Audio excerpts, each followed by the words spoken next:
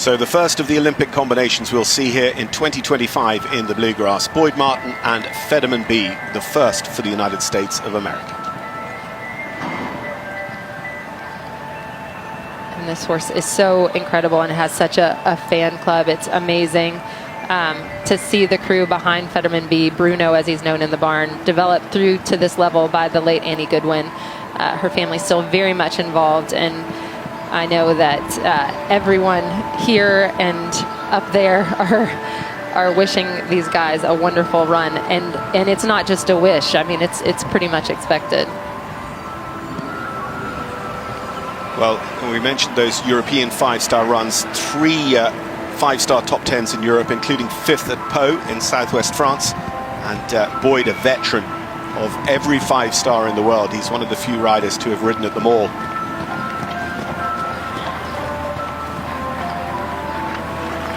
This horse, one of the best show jumpers in the field. I mean, it could do that job stand alone. So it's very much a horse you would want to be sitting on the third day. Yeah, and you know, going on to sort of backroom stuff, because of course you talk about the show jumping, makes me think of Peter Wilde, Olympic gold medalist for the USA, who Boyd works with on that. He also works, as well as his own wife, Silva, who's a Grand Prix rider in pure dressage, but he works with Bettina Hoy, German Olympian, on this first phase as well. Yeah, and we saw him at Pau dip down into the 20s. He was on a 29.5 at Pau at the 5-star there. But with the competition here, he's gonna need to pull out a big score. So a couple of things there. You really beautiful stock still halt, but you can see from the horse's tail that maybe the attention and the obedience isn't quite there for a 10. And then also, it's very, very clear you can see the horse moving away from the board on a slight angle, and that lack of straightness in the rein back as well.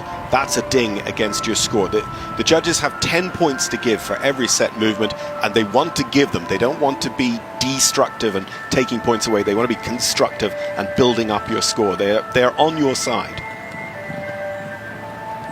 But yet it's kind of like the job of a journalist, right? There's still accountability to be had. They, as much as they like you and as much as they're on your side, you've got to still do the job, right? You still got to show up and have that straight rein back and have the balance, have the obedience, especially at this level. So unfortunately, they're a little bit in his prep, in his order to get Bruno's feet a little quicker behind. Bruno anticipated a little bit of a trot transition there, so that is a mistake.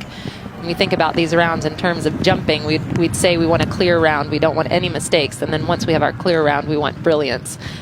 And so we've had just a small mistake there.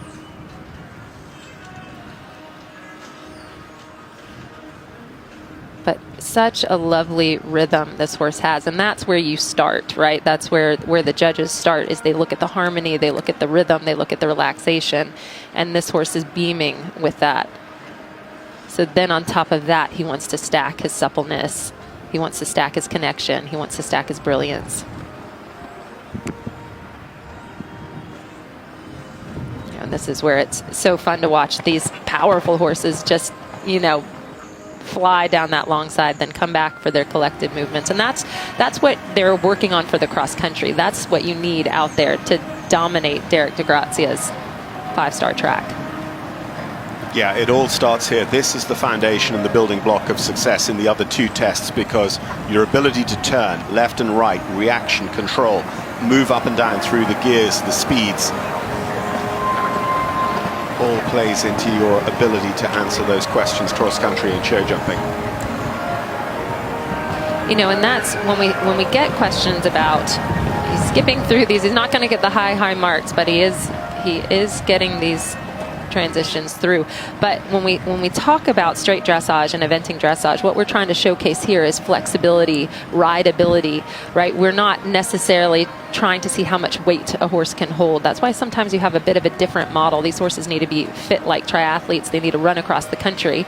But what we're trying to show here is that they have the flexibility and the range in order to be able to do those types of actions.